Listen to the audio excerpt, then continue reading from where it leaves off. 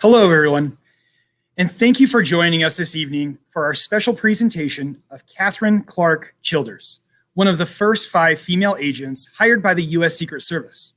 This program is a part of the Pueblo City County Library District's All Pueblo Reads. All Pueblo Reads is a literary project designed to get everyone in Pueblo County reading and discussing one book at the same time. Each year, this community-wide project features one book so we can discuss the topics arisen by the title selected. This year's book is The Things They Carried by Tim O'Brien. The Things They Carried is a fictionalized account of a U.S. Army platoon fighting on the ground during the Vietnam War. The book was a finalist for both the Pulitzer Prize and the National Book Critics Circle Award. You can check out The Things They Carried from the Library District, and you can participate in Mr. O'Brien's presentations on November 5th and 6th. For more information, dates, and details, please visit www.pueblolibrary.org. Now, tonight's presentation is sure to delight and inform you. Kathryn Clark Childers was one of the first 5 women agents hired by the U.S. Secret Service in 1970. Her duties included undercover work, protective details for Jacqueline Kennedy and her children, and attending state dinners where she met and protected world leaders and their families.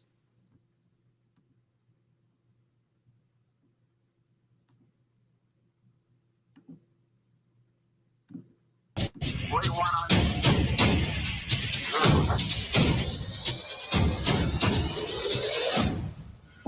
Today's Secret Service has hundreds of female agents. They put their lives on the line to protect the president and going undercover to bust counterfeit operations. But until 1970, there were no female special agents. Kathryn Clark Childers would be one of the first women to shoot a hole in the glass ceiling of the Secret Service. I wanted to do something. I wanted to make a difference for women. I wanted to make a difference for my country. Men always ask me if I'm carrying. All I can say is if I don't get a standing at the end, I'll shoot you in the knee. Training alongside the men, treated like any recruit, she would soon learn that becoming a female special agent was not just part of a PR stunt. Have our weapons trained on the car, screaming at them, throw your guns down, put your hands in the air. When all of a sudden, I felt the cold steel of a revolver behind my right ear. And the voice saying, bang, you're dead. With a gun, a badge, and an American Express card, she was a trailblazer for women. In 1971, girls didn't get credit. I really think that of all the things, the gun, the badge, the commission books, the handcuffs, all that accoutrement, the American Express was really special.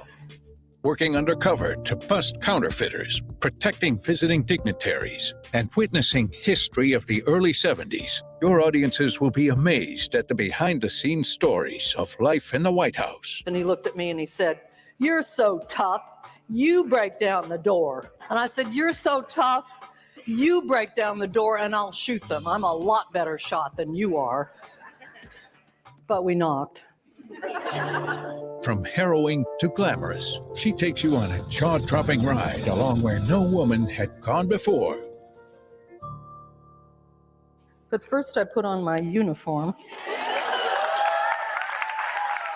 It's just made you a person that you weren't before. Protecting the family of the late JFK, she was a witness to history. Keep them alive and keep them from embarrassing the President of the United States or their mother, Jacqueline Kennedy. Well, I began my new role as the packin nanny. With a mix of strength, good humor, and a dead-eye aim, Kathryn will not only entertain your group with her astonishing story, but inspire the audience to action. It's the determination to do it scared first, then be brave. Use your fear as an action, not as an excuse. If you do it scared, imagine what your life could be. No matter what life dares you to do it scared.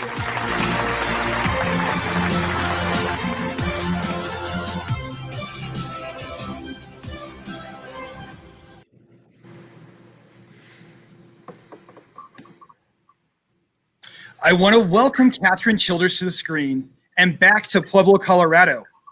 Let's show her hometown pride, everyone. Pueblo can lay claim and be proud that we were home to one of the first female secret agents to serve in the Secret Service. And she's a Pueblo native, everyone, and a Centennial High School graduate. Thank you for joining us, Kathryn, and welcome back to Pueblo. Hi, Nick. It's great to be back. And I tell you, my heart is in the mountains, always has been, but I'm not living there now. I have to say I live in Rockport, Texas. And it's just good to feel the vibes. I know you can stop the bands and everything now. I appreciate it. I've got to tell you a funny story about the last time I came to Pueblo. I was coming for an event that the new Centennial High School that replaced the old one when I went. They were nice enough to put me in their Hall of Fame. And I was late. I'm always late. And I was driving in from Canyon City a little bit faster than I should. And one of those fine highway patrol pulled me over. And I thought, oh, I can nail this. I said, oh, officer, I'm late for an event at Centennial High School. And you know, I'm going to receive this award. And I'm just so sorry. And he kept writing his ticket and he kept writing his ticket. And then he looked at me and he said, went to Central, ma'am. Let me see your license. So much for what that did. Anyway, it's great to be here, Nick. We're just so happy to have you, and I think this is long overdue, bringing you back in Pueblo. And you know, I know it's virtual, but I hope that you feel the love from your hometown. I do. I actually do. I'll tell you what. I'm going to tell you one other interesting story. And with all that rigmarole that they talked to, making me look brave and famous on that what we call our sizzle reel that you just saw, it was a sizzling career, no question about it. But one of the things I have to always say is that I just can't take myself too seriously.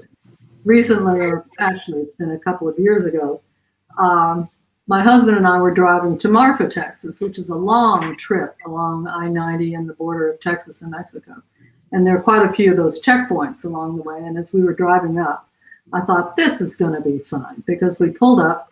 I had a sticker on my car. And it said I was a member of the Former Agents Association. And I thought, well, this is going to be really fun. He'll be impressed. A woman agent? Could this be? We pulled up. He braced. He looked at the window, completely ignored me, saluted my husband, and said, thank you for your service. So much for that. Well, today, Nick, I'm going to tell you my story. And I appreciate being here. My mother used to say that, give me a reader and I'll give you a leader. And certainly the libraries do that. And I remember some fond times in the library, but I'll have to admit, I probably spent more time down in the range at Centennial. I actually grew up in a little town called Pleasant Grove, Utah, in the Wasatch Mountains. I wanted to be a cowgirl. Actually, I wanted to be Annie Oakley. She was a sharp shooting star of the Buffalo Bill Wild West show, and I wanted to be just like her. Well, I had a horse, a dog, little buckaroo boots, and a fringed cowgirl coat.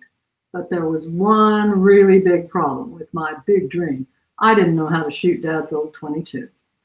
Well, yeah, and behind me, I don't know if you can see it in the background here, but that's that fringed jacket. My suggestion is, if you have something you really treasure, frame it. You'll keep it. Anyway, this one particular day, I would guess I was about a little girl, about 7. My father put a can, pretty much like this, on a fence post back in the property where we lived. And we walked back about 40 feet, and I slid the little copper-clad bullet in the chamber. He showed me how to do that. He helped me snug that old gun into my shoulder. And they said, there's a little red dot down on the bottom. Just kind of let that roll around and sit at the base of the can. And gave me some shooting instructions. Breathe in, breathe out. Hold it, hold it. And as I was holding it and trying to squeeze, tears ran down my face. It was heavy, and it scared me. I started to cry big tears, saying, and he said, well, what's wrong? He said, taking back the gun. You're probably too little. After all, you're just a girl. Well, that caught my attention. He said, you're maybe just too little to do this. No, I said. I'm just scared. So, do you want to do it? He asked. Yes, I mumbled. It's simple, he said. Just do it scared. I realized that if I'd stopped, and really my message is laced between this pages of my story, if I'd stopped right there with this attitude of I'm just scared and I'm not going to to do it. My little buckaroo cowgirl boots would be stuck in the mud. I still wanted to be Annie Oakley. So I did it scared, and I squeezed, and bang, I was hooked on doing something that most little girls wouldn't even dare to try. Little did I know that that simple advice would come into play throughout the rest of my life. Well, in the 5th grade, we moved to Pueblo, Colorado. Yeehaw! I loved Pueblo.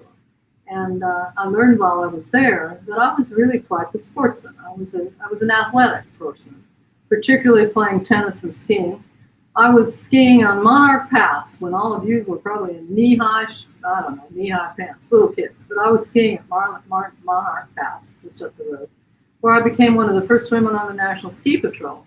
But there were no team sports for girls except at Centennial High School. They had a girls' rifle team. The PE teacher, Teach Wentworth, pulled me out of the dodgeball game one afternoon and asked me if I knew how to shoot. I told her about my experience that my dad had taught me how to shoot a can off a post when I was little. She smiled and said, "I'll bet you'd be good at it. Why don't you try out for the team?" Well, I did, and as she told me, I had gumption. "You got it," she said. "Just remember that a winner never quits and a quitter never wins." And I love to compete. I really did. I earned the NRA National Expert ranking, one because I was probably one of the best shots in the state, even against those boys. I was voted most athletic in my senior class. I laugh about that because I would have rather have been a cheerleader, or at least best dressed or most popular. But oh well. When I graduated from Centennial in 1965, I went to CU in Boulder with the suggestion that I get a degree in education and see if I couldn't snag an MRS degree while I was there. When I talk to young women, college, even high school girls around the country, I talk about this thing called an MRS degree. They look at me and they wonder what I'm talking about. They think I'm talking about a master's in related science, and I suppose all of us know that that's probably true. I love being in Boulder, and I love the education I got there. I also love just the idea of being a Colorado buffalo. You know, my class in 1968 and 69, those two classes actually initiated the idea that we would have a live mascot, big, massive buffalo named Ralph. Well, they brought Ralph on the field, and someone noticed that Ralph was not a big, robust male buffalo. It was a girl buffalo. Renamed old Ralph, Ralphie, and the rest is history. One of the most famous mascots, I think, that run the football fields in the country. She was liberated, by the way. I loved being at CU, and right when I graduated, I thought, well, that was really a remarkable experience, and I would graduate, and I wasn't quite sure what I was going to do. I had my teaching degree. In the 70s, though, you became a teacher, a nurse, or a secretary. Typing was really the kiss of death, however, if you admitted it. Remember the old typewriter when you went, "Now is the time for all good men to come to the aid of the country"? You might remember that, those of you who are younger won't. They didn't ever mention that now is the time for all good women to come to the aid of the country. But I was a good typist. I had the degree in education, but I was afraid if I admitted that I could type, I would be stuck under a desk somewhere. And my pointy-toed shoes, remember those with high heels, would be stuck under that desk forever. However, it was one of the most turbulent times in America. We'd just been through 3 assassinations, including President Kennedy. The divisive Vietnam War, the rioting in the streets. The times they were changing. The times also were affording more opportunities for women, but they were very limited. They were changing, and I wanted to be part of that. I wanted to do something important. I wanted to serve my country. I wanted to go to Washington, where the action was. I was lucky. The Dean of Women at CU made a call on my behalf. I'll never forget it. She called Congressman Don Grossman and told him that she had a girl that had been at CU as the president of Panhellenic, and she thought I had some leadership skills and would be a good staffer on the Hill. First of all, he asked, could I type? Secondly, I answered, yes, I could. Yeah, I admitted it. But I got a great job on the Hill as a military caseworker in the office on his office in Capitol Hill. Some months later, a girl in my office told me they were hiring female bodyguards to protect the president, President Nixon's daughter, Tricia. I thought, how do you get a job like that? She said, or I said to her. She said, You have to know how to shoot a gun, I imagine. I'd be scared to do that. I looked at her and I said, I wouldn't, and I can shoot a gun. I applied at the headquarters of the United States Secret Service and was interviewed by a man I thought I recognized. It was Special Agent Clint Hill. He was the man who leapt on the back of the limo that fateful day in Dallas, the day President Kennedy was assassinated. November 22nd, 1963, 12:30 p.m. Any of us who were alive that day remember where we were and what we were doing. I was a sophomore at Centennial in Mr. Sims' typing class when it came over the old PA system, but the world had basically changed and the president was dead. That day and that weekend, we watched repeated tapings of the fact that during the assassination, Agent Hill ran from the car immediately behind the presidential limousine, leapt onto the back of it, and shielded Jacqueline Kennedy, our First Lady, and the stricken president with his body. As the car raced to Parkland Memorial Hospital, I remember seeing that on the grainy black and white TV and wondering, who is that man? How on earth did he do that? And he was the first hero I think I ever felt like I knew. Later in my training, they gave me and the other recruits an opportunity to try to do just what he's doing there that you see in that picture. Nobody could do it, dressed in t-shirts and shorts and ready to go with tennis shoes. We couldn't do what he did miraculously that day. When my interview began, he explained, and you saw it in that video that we gave you, that the Secret Service offers one-of-a-kind training with the highest level of responsibility in the nation. And it was the premier law enforcement organization really in the world. And their motto was that agents must be worthy of trust and confidence. But that was limited to men. There were no women. There were physical requirements. I needed a college degree, which I had, my elementary education degree. I had to pass a top secret security clearance. Then the question came, was I willing to make a commitment to protect the president or anyone I was assigned to protect on behalf of the United States, using any possible means? And I was. I was hired in 1970, joining 7 other young women at that point from across the country. We spent our first years in training and essentially on-the-job assignments as the Executive Protective Service office, as an officer with Executive Protective Service. Then, I suppose, it was like on-the-job training. They were trying to determine if women could qualify to be the first female special agents. There was a lot of training. We trained in jiu-jitsu, hand-to-hand combat, many types of firearm training, undercover investigations, basic driving techniques. I actually learned how to drive the follow-up car in the presidential limousine. So I usually choose to drive if I have a chance. I even learned to drive that limousine, as I told you. They gave us that training where they were trying to show us what a miracle it was that Agent Hill had leapt upon that limo that day and kept the life of Jacqueline Kennedy, and to be Onassis, kept her alive. In 1971, 5 of us were sworn in as special agents. Oh, there was a lot of brouhaha, I suppose, and a lot of laughing and poking fun. Initially, one agent, I remember, he said, "This is a grand historic occasion." And I thought, well, that's nice. Just like the bombing of Pearl Harbor, the San Francisco earthquake, and the Chicago fire.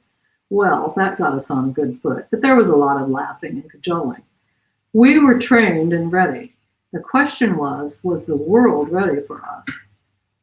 I'm not really sure if the male agents were ready, as I've been saying with the joking around, but I also wondered if the world stage would be accepting of women.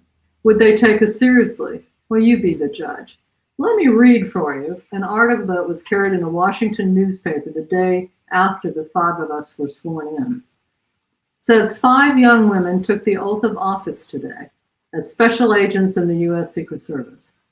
Really became the first of their sex to join the 106-year history of the agency.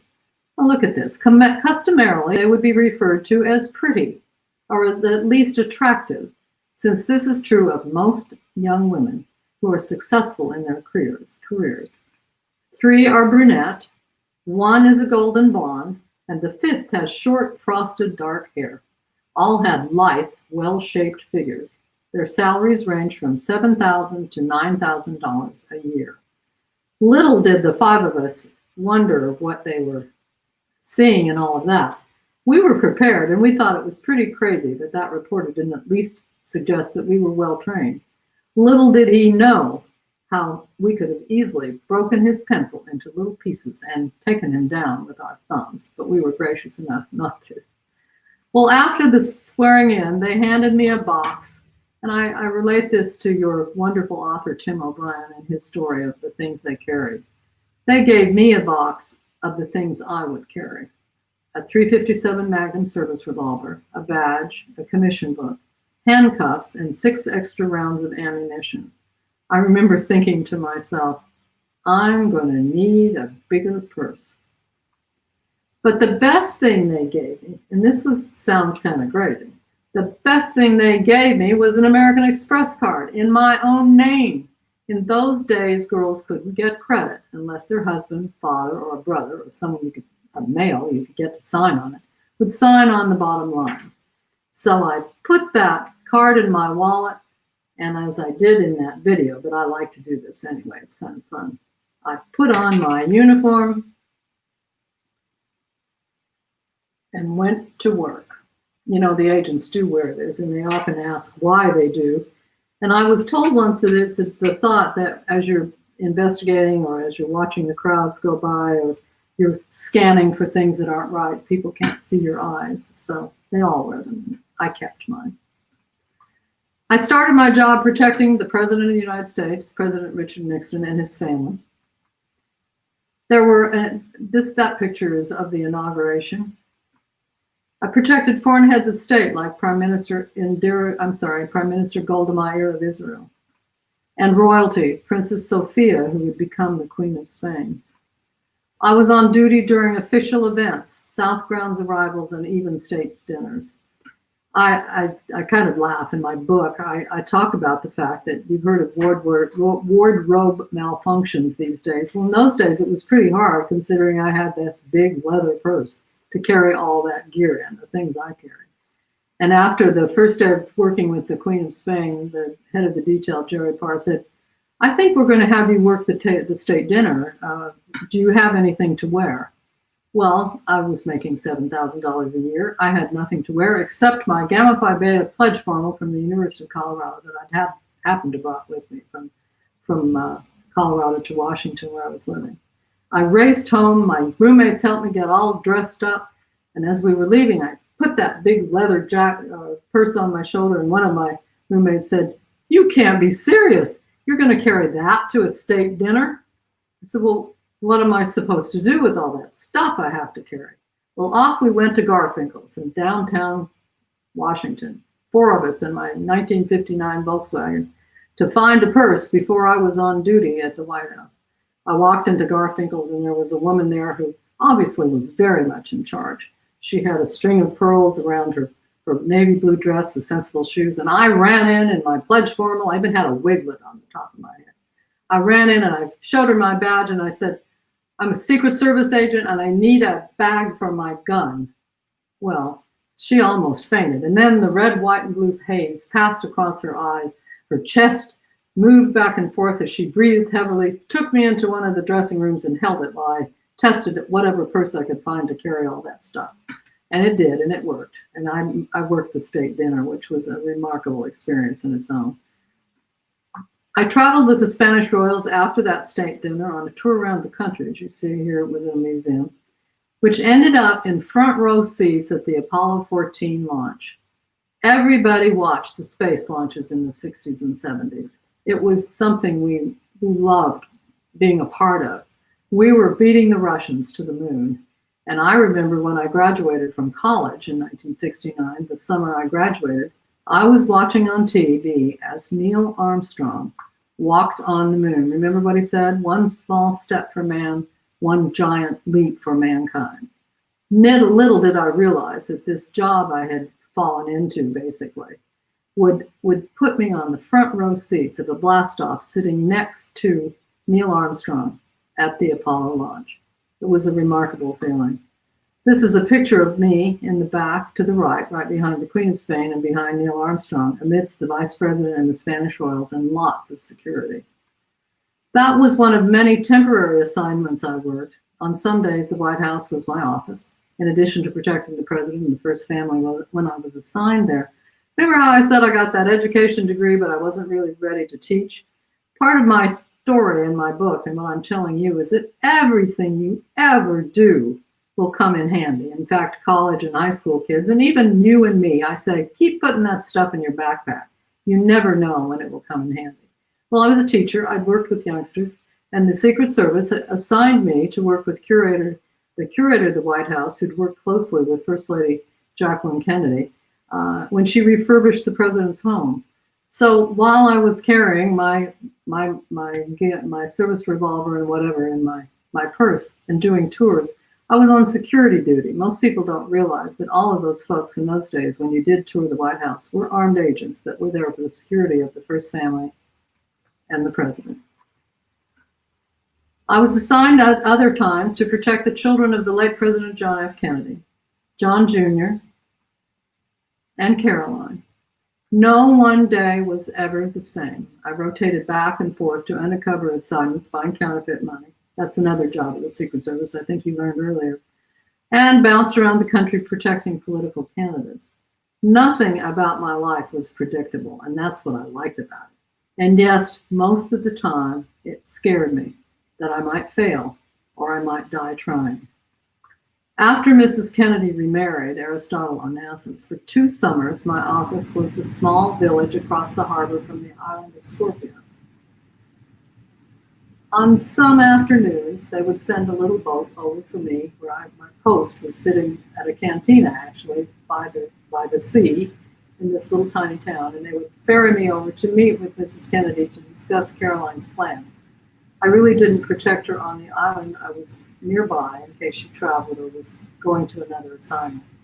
I lived in a bare bones, 1-room little hotel room with a light dangling from the ceiling. And I took my post every day waiting to see what would happen. In the Secret Service or any police field, there was a lot of waiting, a lot of being, really an effort to be sharp and be ready for whatever happens, but a lot of waiting. I was lonely. There was no question about that. And I made friends with a little Greek woman up the hill, a widow. She was dressed all in black. And every day I would stop by in the afternoon if I wasn't on assignment and have coffee with her. This is the nature of doing something unusual like I did with the Secret Service. I learned about people. I inhaled the idea of knowing women of all types and places and backgrounds. And this little woman didn't speak English. So on the mornings, imagine I would sometimes motor over and meet with the most famous woman in the world, Jacqueline Kennedy Onassis. In the afternoon, drink coffee with this little lady who would bring out a lovely cup, one little cup of very strong Greek coffee. I remember you had to put in a lot of sugar. It was kind of hard to drink. Later, her daughter came to the little city, and I was having a cup of coffee with her. And I said, "Why won't your mother have coffee with me? Because she would never serve me coffee." She smiled and she said, "Kathryn, she only has one cup." Wow, what a juxtaposition of remarkable women. And there I was in my early 20s, really having no dream that I would be there. And in many ways, we were all scared of one thing or another, and we did it scared.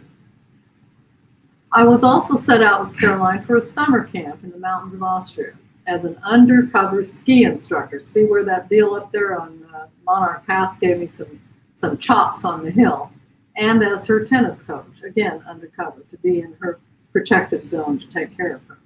Well, the paparazzi were terrible, and it was kind of funny that this one particular day, this picture, this was a newspaper, very much like the National Enquirer, a German version. And as you can see, there are pictures of me with Caroline, and the headline says, "Tennis teacher and karate dama." Went on to say that I could probably, as that reporter didn't notice, take down a paparazzi guy with my thumbs. Luckily, they kind of left us alone. It worked out very well. Sometimes for us, the press wasn't all bad. I even protected her as she rode a horse during a fox hunt in England. So again, wasn't much I hadn't learned that I didn't use on that assignment. I had several assignments protecting the children at the Kennedy compound in Hyannisport. As you can see here, this was the place that so oftentimes the Kennedy family met. It wasn't unlike any of the other houses on the vineyard or in Hyannisport, but it was kind of different. This is a shot of young John. He loved to tell jokes, and he was a charming young man. And the reality was, the difference was in the back of his house and Cape, there was a Navy trainer, and it was a gift from the Navy to young John. Some assignments were more demanding than others. I was told my responsibility was to really keep them alive, safe, happy, and tongue-in-cheek, if need be, entertained, and from embarrassing the president or their mother. One particular day when we were at Hyannisport, the plan was that everyone would be going with the children, to the opening of the Kennedy Center for the Performing Arts. Last minute change, as I've learned in the media and everything, and this kind of stuff, is there's always change, and they weren't going. Kids looked at me and said, "We're not going to the opening. What are we going to do tonight?" Like normal teenagers. I think that's where I really earned the nickname the Pistol Packing Nanny. Because I decided, well, we'll figure out something. So I packed them in the big black car. It wasn't a limousine, but took a couple of the cousins, I believe, including Maria Shriver. And off we went to the drive-in movie. And as from the back seats, they were whispering and giggling and said, we want to sneak in. We want to sneak in." Because they'd heard that's what you did at the drive-in movie. So being a federal agent, I couldn't do that. So as we pulled up to the little what do you call it? The little place you buy the tickets, the ticket booth. I said, 2, please, and then actually brought up 7 fingers, and I paid for 7, but they thought we had rotated our assignment and keeping them happy right into the movie theater. And it was a really fun night to see them live like just regular kids. Fighting crime, again, diversification. I was also fighting crime on the worst streets of Washington, New York, and LA as an undercover agent. I learned that a special agent task force was being formed, and I was assigned to it. And we were instrumental in getting hundreds of thousands of bogus bills off the street in New York. And in this case, the picture you see here was a trunk of bills that we were able to confiscate at JFK Airport. Most of those events actually took place in public places, and I've never quite understood why, but that's where the perpetrators of the crime seemed to want to do it, because they could see who was around them. The buy went well, and Angie bought everyone a cigar.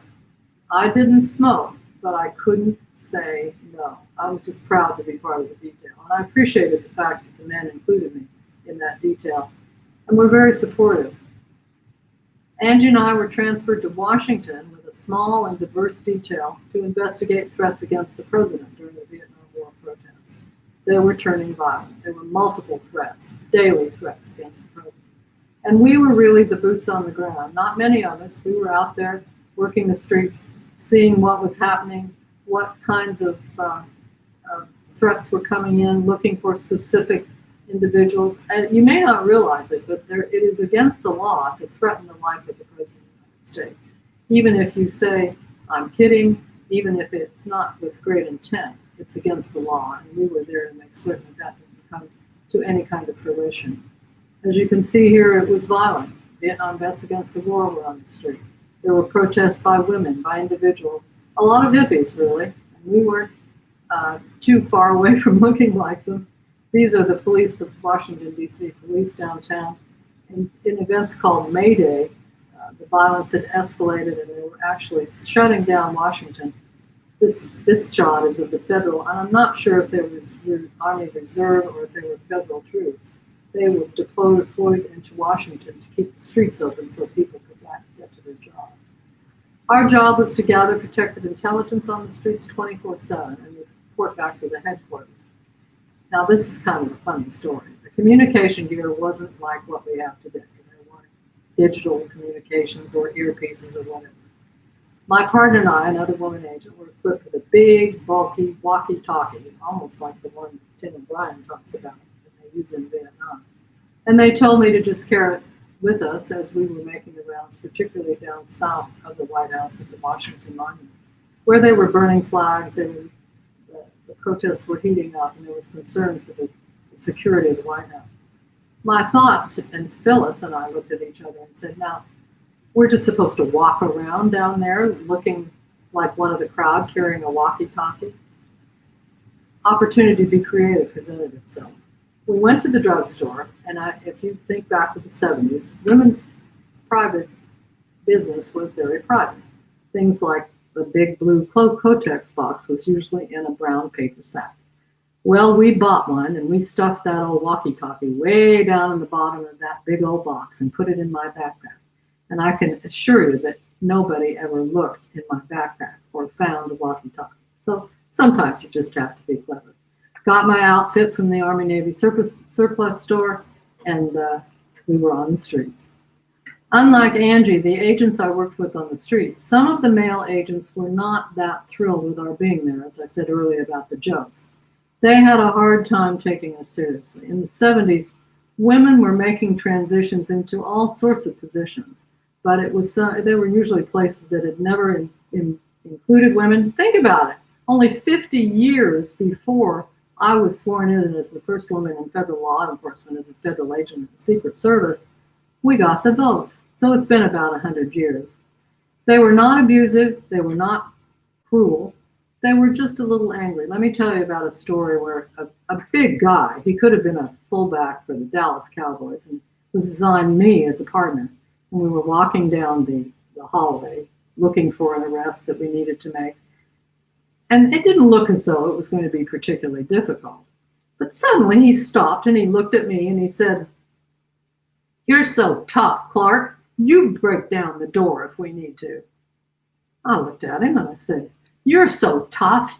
You break down the door and I'll shoot them. I'm a lot better shot than you are." I think you heard that story, but it's a good one to repeat. The bottom line was we kept a sense of humor. And when we knocked, it solved a lot of problems. Protecting the Kennedy children had its own challenge. I was assigned to protect Caroline, and when I was given the KPT, the Kennedy Protective Detail assignment in New York, it was a different kind of protection. Being with children was different. I went to school with her. She was 14, and I was assigned to take her to school and then bring her back home safely. One particular day, it was more challenging.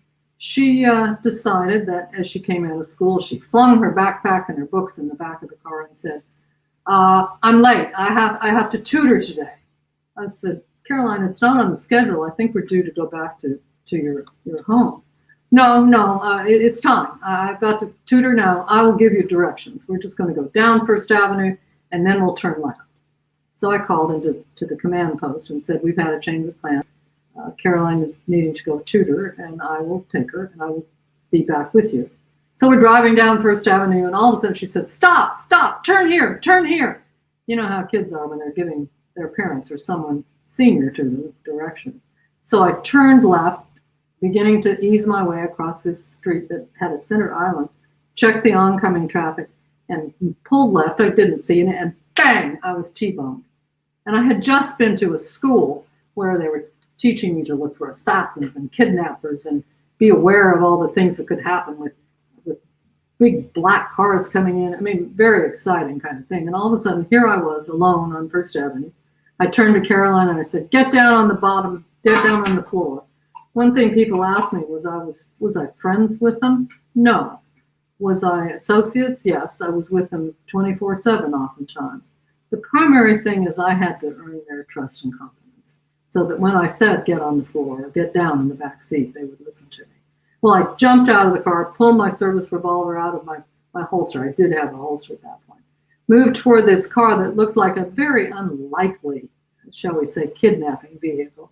An old Cadillac, bondoed on the fins. You remember those? That's another thing from the 70s.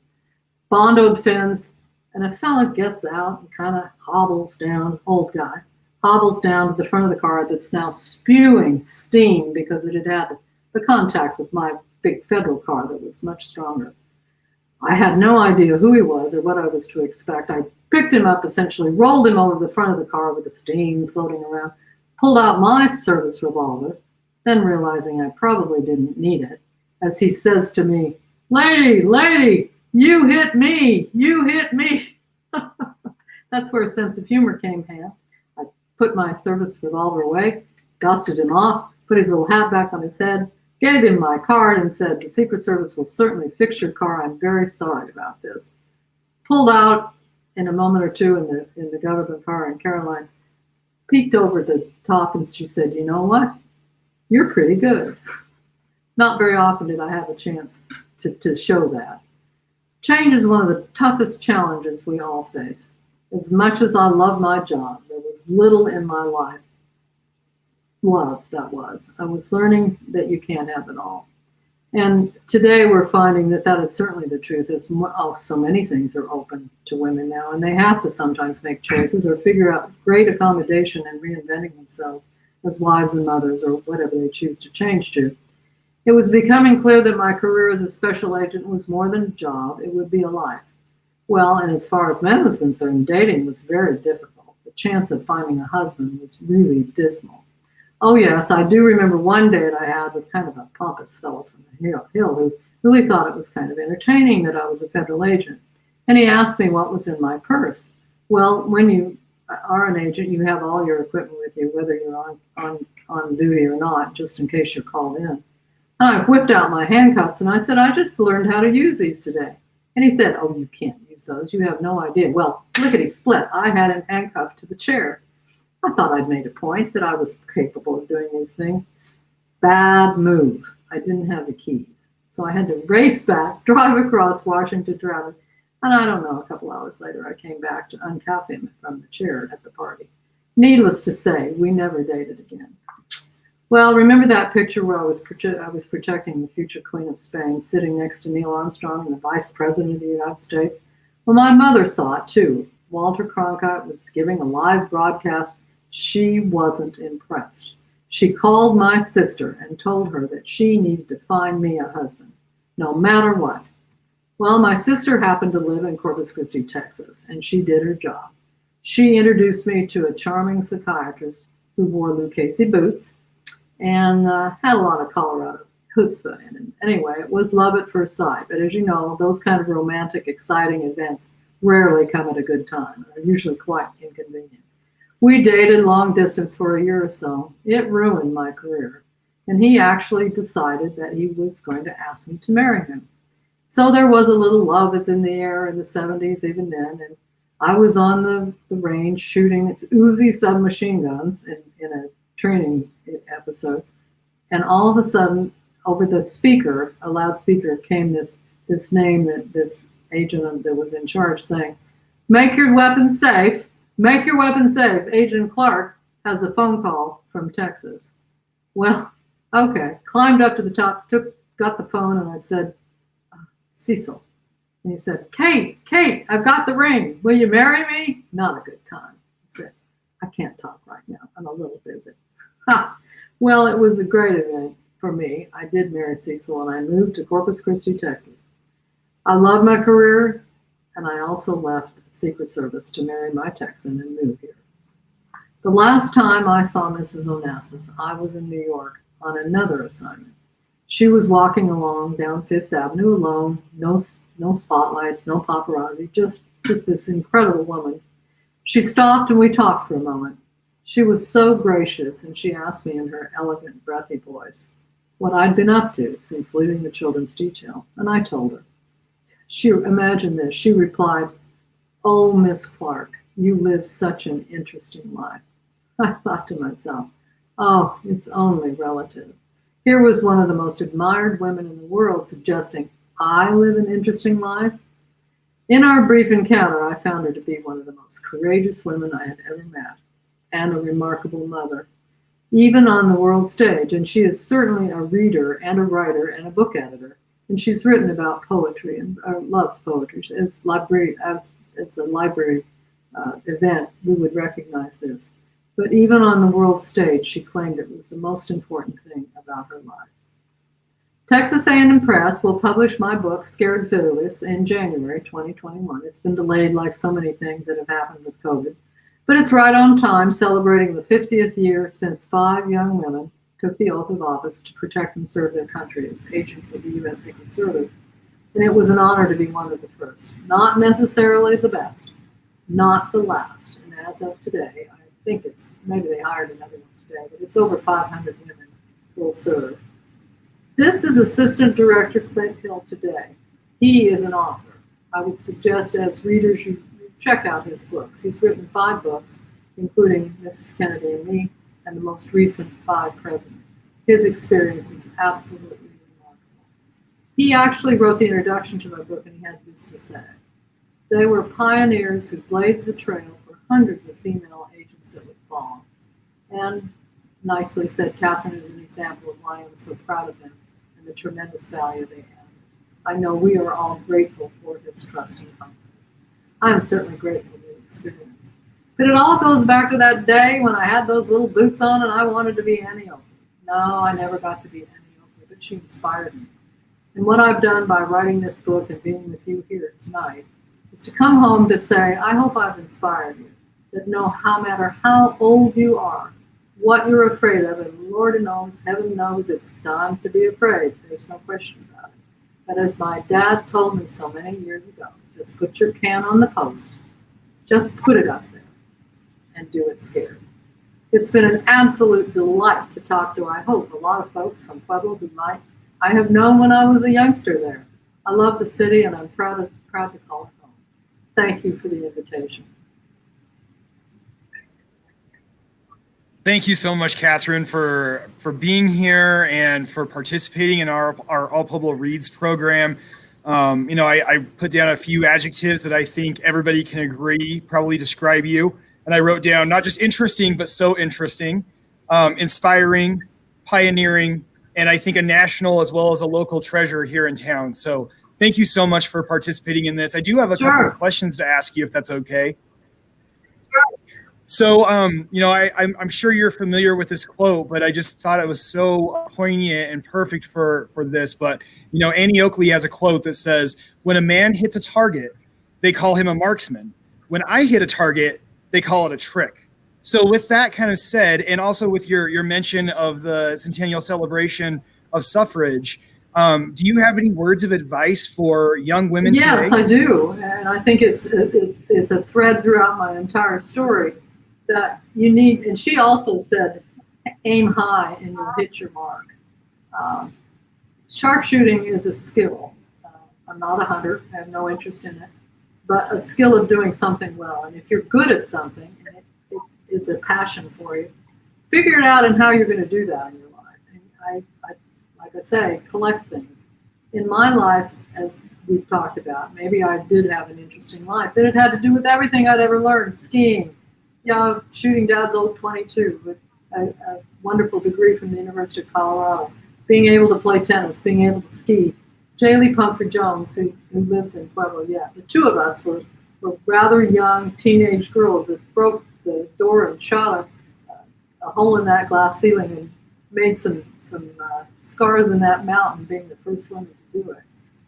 My message to women is there are a lot of women that you're standing on their shoulders. You've heard that. The women that helped us get the right to vote 100 years ago. It's absolutely phenomenal. Today, we are looking at lives that are shattered with what's going on with this pandemic. We are looking at such change and such reinvention. And it scares all of us. It scares us what is the outcome. But my message to you is aim high. Keep digging in there. Reinvent. Do something that you never thought you'd ever do. I'm a national speaker. I speak to large groups all over the country. I love to interact with the audience. Well, I'm now talking to my computer in my beach cottage and hoping that I'm relating to you as to what we're talking about. We saw immediately with the COVID that my career had come to an end. I couldn't travel to venues across the country. But magically, the Zoom conferences and the kinds of conferences here have opened it up for me to probably share my story with even more people. So I say, toe-to-toe with the line and do it scared.